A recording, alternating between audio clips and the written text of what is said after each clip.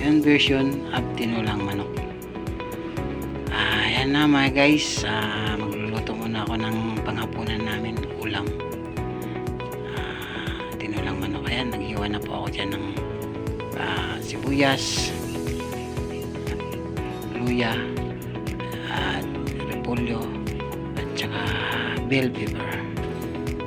Instead na paminta, bell pepper ang ginawa kong Mayon version. Inuna ko muna yung luya para yung aroma ng luya maamoy dun sa manok. Yan, lagyan ko ng mantika bago sinunod ko yung sibuyas at manok.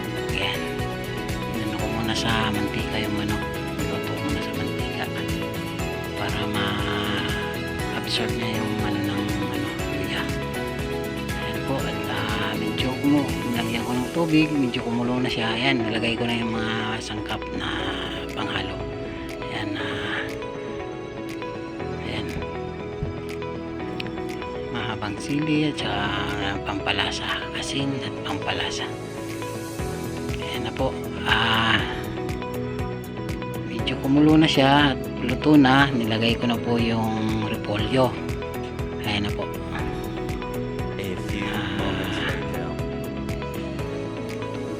Ayan, pinakulong ko ng 2 minutes. Ayan, luto na siya mga guys. Ayan, sinasandok ko na mga guys.